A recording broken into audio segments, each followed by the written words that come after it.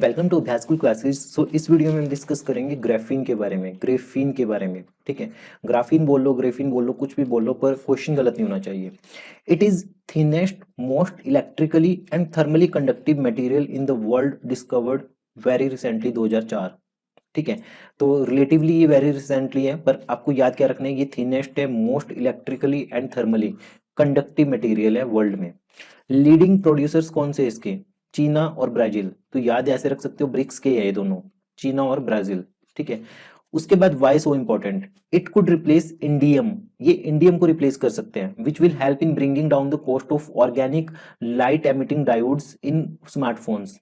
Graphene basically आपका replace कर सकते हैं इंडियम को, जो कि एलईडी लाइट्स में, ओएलईडी स्मार्टफोन्स में, उसमें यूज होगा। इसकी इंपॉर्टेंट एप्लीकेशंस क्या है? ये एंटी क्रोजन कोटिंग्स है, जहां पे जंग नहीं लगवानी आपको वहां पे इसकी कोटिंग कर दो।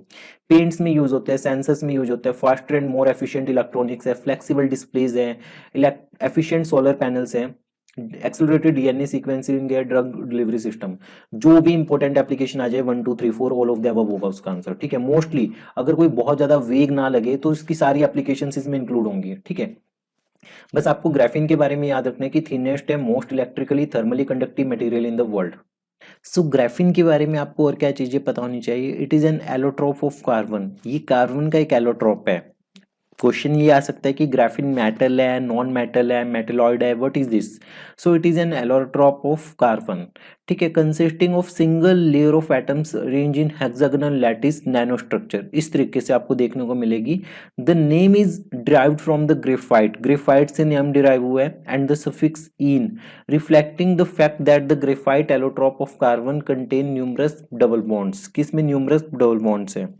सो यहाँ पे आपको एक इंपॉर्टेंट चीज देखने को मिलेगी, that the balance band is touch by a conduction band making graphene a semi metal.